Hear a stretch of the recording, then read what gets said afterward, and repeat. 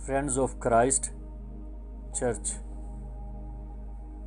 के तमाम दोस्तों, साथियों, भाइयों को और आलमगीर कलीसिया को ईद पेंतीकोस्त सलाम, शालूम, जय मसीह की। आज का हमारा जो टॉपिक है वो इसी ईद के तल्लक से है कि ये जो ईद पेंतीकोस्त है यानी कि हफ्तों की ईद जो है, इसको सब मनाते हैं और इस बात को इस तरह से समझा जाता है कि ये रूहुल कुद्दस की ईद है। दरअसल ये अमाल की किताब और उसका दूसरा बाब जब आप पढ़ते हैं तो उसमें बड़ा वजाहत के साथ इस चीज़ को बयान किया गया है। अगर आप चाहते हैं कि इसकी खुद तलावत करें तो मैं थोड़ा सा आपके साथ मिलकर इस हवाले को पढ़ूंगा, बाकी आप ख़ुद इसे वक्त को महलूज़ ख़ातर रखते हुए घर जाकर पढ़ें ताकि इसी टाइम को हवाला पढ़ते हुए रिकॉर्डिंग में हम आगे बढ़ सकें। लिखा है अमाल की किताब, उसका दूसरा बाब, उसकी पहली और दूसरी आयत में आपके साथ तलावत करूँगा। जब ईद पेंतीकोस्त का दिन आया, इस बात को अपने जहन में अलग रख लें। जब ईद पेंतीकोस्त का दिन आया तो वो सब एक जगह जमा थे, पहले ही जमा थे। उस दिन जमा नहीं हुए, पहले ही जमा थे कि यकायक आसमान से ऐसी आवाज़ आई जैसे ज़ोर की आंधी का सन्नाटा होता है, जैसे हवा एकदम से रुक जाती है, तो इस तरह से सन्नाटा होता है। और उससे सारा घर जहां वो बैठे थे गूंज गया। वो घर जो था वो बाला खाना था, वो मरकज का घर था और ये वो मरकज था जिसकी टांगें खराब थी। इसका पूरा नाम जॉन मार्कस कहा गया इसको। इसकी टांगें खराब थी और यीशु ने इसको शफा दी थी और इसके अंदर ये बड़ी आरजू थी कि यीशु मेरे घर आए, मेरे साथ खाना खाए, मेरे घर वाले भी इसको देखें। बड़ी दफ़ा इसने इसरार किया। यीशु ने कहा कि मैं किसी दिन आऊँगा, तू खाना तैयार रख। ये मुहावराती बात है और उसके अंदर ये बात इतनी बढ़ गई, इश्तियाक बढ़ गया, तशनगी बढ़ गई कि वो देखता है कि यीशु लाजर के घर बैतनिया में जाता है, यीशु शमौन कोढ़ी के घर जाता है। लाजर को यीशु ने ज़िंदा किया, शमौन कोढ़ी को उसने साफ पाक किया और भी कई बीमारों को शफा दी। यीशु उनको विजिट करता था, यीशु को वो लोग बुलाते थे, घर खाना खिलाते थे, घर में खुशी मनाते थे, दोस्तों को बुलाते थे। तो ये घर जो बाला खाना था ये उस मरकज का घर था जिसको यीशु ने शफा दी। आगे बढ़े तो लिखा है, और उससे सारा घर जहां वो बैठे थे गूंज गया और उन्हें आग के शोले की सी फटती हुई ज़बानें दिखाई दी और उनमें से हर एक पर आ ठहरी। चौथी आयत, और वो सब रूहुल कुद्दस से भर गए और गैर ज़बानें बोलने लगे जिस तरह रूह ने उन्हें बोलने की ताकत बख्शी। ये भी गौर तलब बात है। जिस तरह रूह ने उन्हें बोलने की ताकत बख्शी, सब ज़बानें बोलने लगे और रूह ने उन्हें ताकत बख्शी। गैर ज़बान बोलने लगे, ये नहीं लिखा, लिखा है गैर ज़बानें बोलने लगे। ये एक बड़ी ही फिक्रमंदी और गौर तलब बात है कि वो एक ही ज़बान नहीं बोल रहे थे। आगे आप पढ़ते जाएं, इसको सारे बाब को पढ़ें تو آپ کو تسلی ہو جائے گی کہ کیا کیا وقوع ہوا ہے وہاں پر۔ جو باہر کے ممالک سے لوگ عید منانے کے لیے یروشلم میں آئے تھے، جیسے آج کل لوگ عید منانے کے لیے، ایک بڑی مثال ہے اسلام کی کہ لوگ مکے جاتے ہیں، حج کرتے ہیں، وہاں پر پھر بقرہ عید ہوتی ہے، لوگ عید مناتے ہیں۔ کچھ لوگ عید اپنے علاقے میں، اپنے ایریا میں، اپنے شہر گاؤں میں مناتے ہیں۔ یہ ہیں جو لوگ کھاتے پیتے ہیں، سہتے ہیں، امیر ہیں، وہ پھر دنیا کے دوسرے ممالک سے یروشلم میں آتے تھے اور وہاں پر آ کے عید مناتے تھے، کیونکہ اس عید کے ساتھ ساتھ عیدیں ملی ہوئی تھیں۔ اگر آپ اس کو احبار کی کتاب پڑھیں گے، اس کا 23واں باب، تو وہاں پر خداوند خدا کی عیدوں کا باتفصیل مطالعہ ہے، ترتیب دیا گیا ہے کہ کس وقت عید فصح ہوگی، کس وقت عید فطیر ہوگی، کس وقت عید پینتیکوست ہوگا۔ اور یہ چیزیں جو ہیں یہ اٹھاتی تھیں، یہ ان کو تازہ کرتی تھی کہ ہم خوش رہیں، خداوند کی قربت میں رہیں، اچھی طرح سے کھائیں پئیں اور خداوند کی عبادت کریں۔ جب ہم احبار میں پڑھتے ہیں تو وہاں پر ہے کہ یہ جو فصح کی عید ہے، اس کے بارے میں لکھا ہے کہ آپ برہ 10 تاریخ کو لے کے آئیں، نسان کی 10 کو، اور پھر اس کو 4 دن رکھیں، یعنی کہ 14ویں تاریخ کو اسے ذبح کیا جائے، قربانی دی جائے، اور 15 کو عید فطیر ہے، کیونکہ وہ 14 کو ذبح کر کے تو پھر اس کو اوون میں رکھ دیتے تھے، اور پھر اس کو اوون میں رکھ کے پکا کے تو پھر وہ 15 کو بغیر خمیر ملے ہوئے بے خمیری روٹی کے ساتھ، فطیر کا مطلب ہوتا ہے جو بغیر خمیر کے ہے، تو فطیری روٹی کے ساتھ اس کو کھائیں۔ اور پھر اس کے بعد پھر آ جاتی تھی عید جو پہلے پھلوں کی ہے، یہ تیسری عید تھی، پہلے فصح کی عید، پھر فطیری عید، پھر پہلے پھلوں کی عید۔ جب وہ اکٹھے ہوتے تھے، سارے عید منا رہے ہوتے تھے، کھا پی رہے ہوتے تھے، اور پھر وہ پہلے پھلوں کی عید مناتے تھے کہ یہ اب ہمارے کھیتوں میں جو سٹے ہیں، جو آبو ہیں یا جو بالیاں ہیں، ان میں دانے آ گئے ہیں۔ کوئی تھا جو اس کو بھونتا تھا، کوئی تھا دکھاتے تھے، پھر خدا کے سامنے شکر کرتے تھے کہ اے خدا، اب ہماری فصلوں میں خصوصاً گندم اور جوں کی فصل میں یہ چھوٹے چھوٹے دانے بن گئے ہیں، دودیا دانے بن گئے ہیں، امید آ گئی ہے کہ ہمارے پاس فصل ہوگی، ہمارے پاس دانہ دنکا ہوگا۔ یہ ایک فریڈم کی بات ہے، آزادی کی بات ہے، امید کی بات ہے، آس کی بات ہے۔ جو عید فصح ہے یہ غلامی سے نکلنے کا ایک راہ ہے، امید کی بات ہے، اور وہ مصر کو یاد دلاتا ہے کہ ہم غلام تھے، اب ہم نے اپنی عید منا لی، فصح، اس کا خون چوکٹوں پہ لگا لیا، ہماری رہائی کا ایک مکمل طور پہ ضابطہ پورا ہو گیا۔ اب ہمیں اس بات کی تصدیق ہو گئی کہ ہم رہا ہونے والے ہیں۔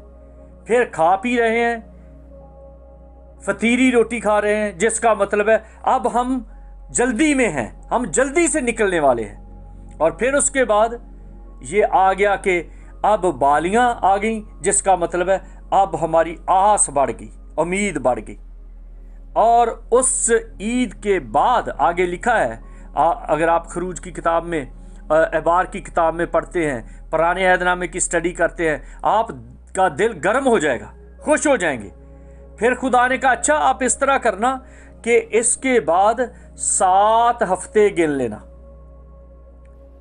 تو 7 ہفتے اس کو کہا گیا ہے ہفتوں کی عید، اور اس کو جبلی کی عید بھی کہا گیا ہے، اس کو آزادی کی عید بھی کہا گیا ہے، اس کو فریڈم کی عید بھی کہا گیا ہے. غلاموں کو امید ہوتی تھی کہ ہمیں آزاد کیا جائے گا، کیونکہ جبلی کی عید پر آزاد کیا جاتا تھا. 50ویں، یہ جو پینتی کوست ہے یہ یونانی زبان کا لفظ ہے، یعنی کہ 50واں دن، یہ یونانی زبان کا لفظ ہے پینت کوست، جس کا مطلب ہوتا ہے 50واں. تو 50واں دن جو ہے یہ مکمل آزادی کا ہے. جاؤ تم آزاد ہو، غلام کو کہا تم آزاد ہو. جو خدا کا کلام ہے وہ آزاد ہو گیا. پہلے وہ فقیوں، فریسیوں، صدوقیوں تک محدود تھا. پینتی کوست کے دن زبانیں بولی گئیں. جس جس شاگرد نے، جیسی جیسی روح نے اس کے اندر توفیق ڈال دی، نعمت ڈال دی اور ٹیلنٹ ڈال دیا، وہ زبان بولنے لگا اور وہ ٹیسٹیفائیڈ ہو گیا، وہ سٹیمپٹڈ ہو گیا کہ اب تجھے اسی ملک میں جانا ہے. جس ملک کی زبان شاگردوں نے بولی، اسی ملک میں انہیں وہ کلام لے کے جانا تھا اور اسے لے کے جانا پڑا. اور جب پطرس جو ڈرپوک تھا، ڈراکل تھا، جلد باز تھا لیکن ڈراکل تھا، جیسے کہتے ہیں نا کہ جو گرجتے ہیں وہ برستے نہیں، جو زیادہ ڈراکل ہوتا ہے وہی زیادہ آواز نکالتا ہے. تو یہ ڈراکل تھا، بزدل تھا، خائف تھا. اس کے اندر ایک خوف کی روح تھی. جب روح آیا اور جن لوگوں سے یہ ڈر رہا تھا انہی لوگوں کی بولی، یعنی کہ عبرانی یہ بولنا شروع ہو گیا. سب لوگ دوسری زبانیں بول رہے تھے اور یہ عبرانی بول رہا ہے، جبکہ یہ اس وقت ارامی، سریانی اور عبرانی کا زور تھا. لیکن جس طور پہ یہ بول رہا تھا اس وقت دنیا کے لوگ اکٹھے ہوئے تھے اور وہ سب کے سب اپنی زبان میں سننا چاہتے تھے. وہ نہیں چاہتے تھے کہ کوئی علاقائی زبان بولی جائے، ارامی بولی جائے یا سریانی بولی جائے یا سامی بولی جائے یا نوائی بولی جائے. نہیں، وہ عبرانی سننا چاہتے تھے. جیسے کہ اب بھی سب کے سب جب لوگ اکٹھے ہوتے ہیں کسی مجمع میں، کسی کھیل پہ، تو وہاں پر اردو بولی جاتی ہے تاکہ ہر ایک سمجھ سکے. اگر پشتو بولو گے، سندھی بولو گے، بلوچی بولو گے، ہند کو بولو گے تو وہ علاقائی ہو جائے گی. تو جب پطرس کی آزادی میں یہ میسج آیا تو ان کے دلوں پر چوٹ لگی، ان کا دل ٹوٹا اور وہ چلا اٹھے اور کہا اے بھائیو اب ہم کیا کریں. یہ ہے آزادی کا پہلا پھل. جب سوچ آ جاتی ہے کہ ہم کیا کریں، جب کیا کریں کا لفظ آپ کے دماغ میں آ جاتا ہے، آپ غریبی سے چھوٹ جاتے ہیں، آپ بیماری سے چھوٹ جاتے ہیں، آپ تنہائی سے چھوٹ جاتے ہیں، آپ بندنوں سے آزاد ہو جاتے ہیں، نوکری کے بندھن سے آزاد ہو کر آپ بزنس میں آ جاتے ہیں.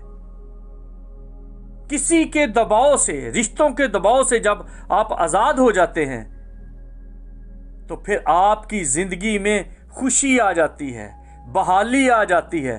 پھر آپ کی اپنی مرضی ہے کہ آپ اسی غلامی میں رہنا چاہیں تو رہو، اگر آزاد رہنا چاہتے ہیں تو آزاد ہو جاؤ.